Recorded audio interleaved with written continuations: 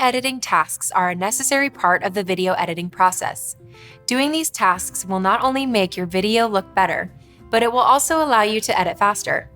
This video will tell you everything you need to know about getting ready to edit. We'll cover procuring assets and using watermarked stock footage as placeholders to fill gaps in a narrative. We'll also go over how to choose between a native, transcode, or proxy workflow and how to customize your workspace to meet your specific editing needs. Finally, we'll talk about how and why to incorporate better communication from the start. Completing these pre-editing tasks will help smooth out your post-production workflow, saving you time and keeping your mind free for creative work. Let's take a closer look at how pre-editing tasks can make you a better editor.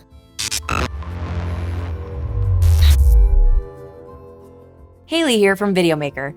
There are time codes below if you want to know what we're covering or want to jump to any place in the video. Do you want to edit faster? If so, we have a list of the top 10 keyboard shortcuts you need to know.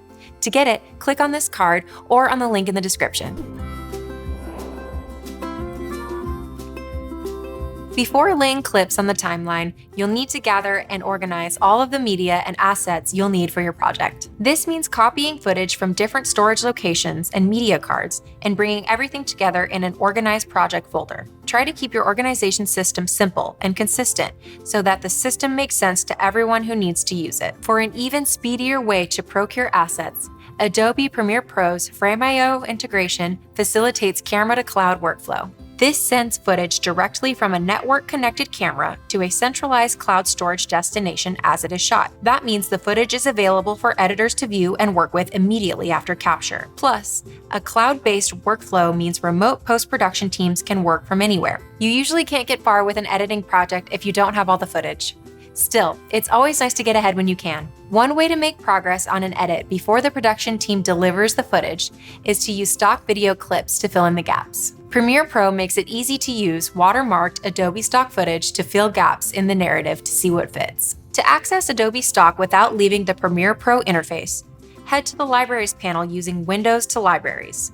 Then click on the default Your Library or Create a New Library. From there, type your search term in the search bar at the top of the window, making sure Adobe stock is selected in the drop-down menu. A selection of stock footage will appear, with more options available to you if you jump into a web browser. Once you find a clip you like, you can either save the preview version to your library or license the clip directly in Premiere Pro to use the unwatermarked 4K or HD version in your project. In either case, once you have the clip saved to your library, you can add it to your project by right-clicking on the clip and selecting Add to Project.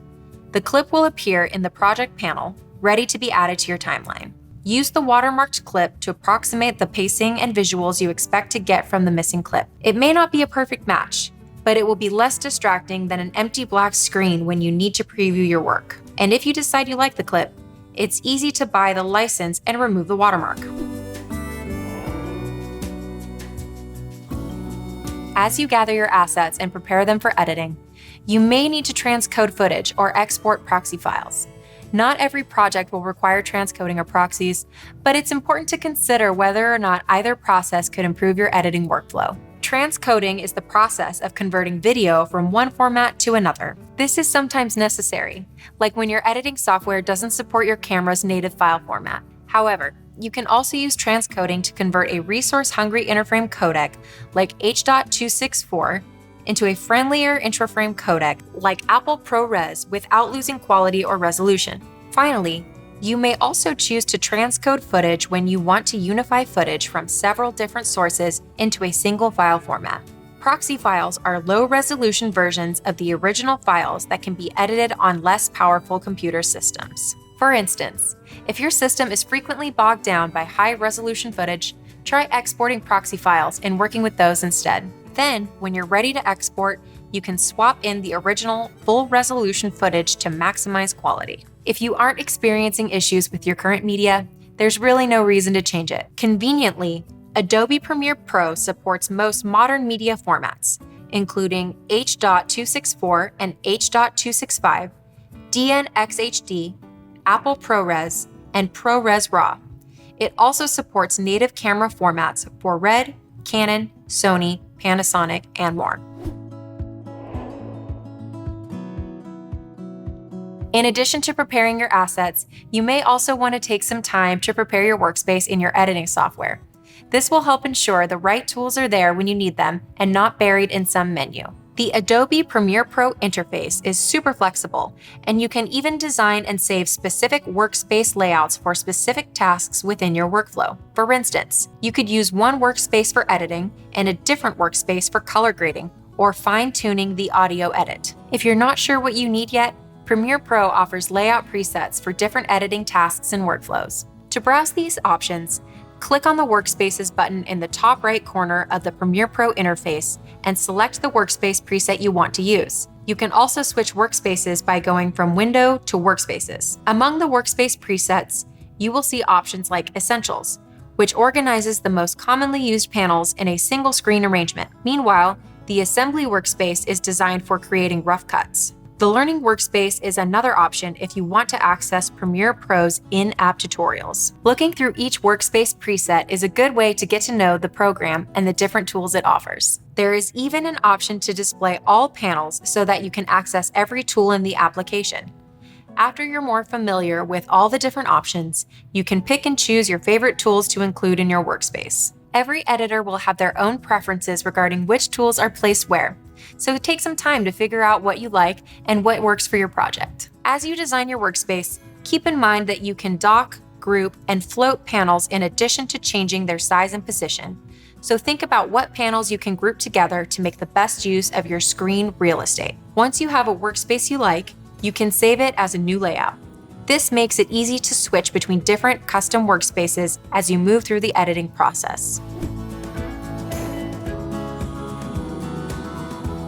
You have your assets prepared and your workspace organized, but there's one more pre-edit task that can speed up editing and improve the post-production experience for everyone involved, establishing clear communication. While editors often work alone, the content they edit is usually a team effort. That team needs to be able to communicate effectively throughout the editing process. Establishing a good communication system from the start will help everyone stay on track and work on the right tasks. In the past, communication, feedback, and approval came in the form of messy email chains and flurries of direct messages. These days, video review software like Frame.io provides a clear and intuitive way to gather feedback. In Premiere Pro, the built-in Frame.io review panel allows you to get feedback and communicate with your team without leaving your editing interface.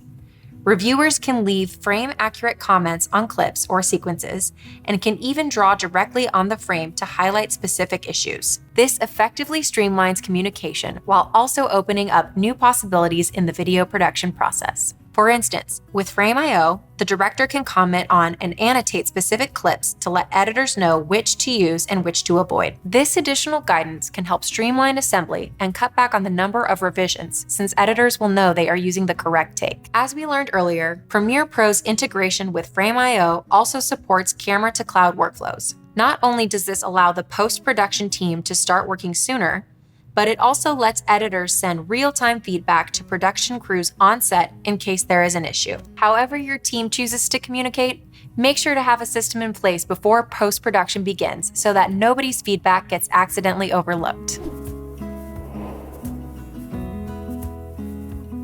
Working through these pre-editing tasks will help ensure a smooth post-production workflow and keep you focused on your creative work. From procuring assets to customizing your workspace to building a better system for communicating, this video has been all about setting yourself up for post-production success. Next time you gear up for an editing project, think about what pre-edit tasks you can do ahead of time to make editing easier in the long run. Remember, if you'd like to get our list of the top 10 keyboard shortcuts you need to know, click on this card or the link in the description. If you've made it this far, consider subscribing and liking this video. In the next video, we'll cover what you need to know about video editing. Thanks for watching.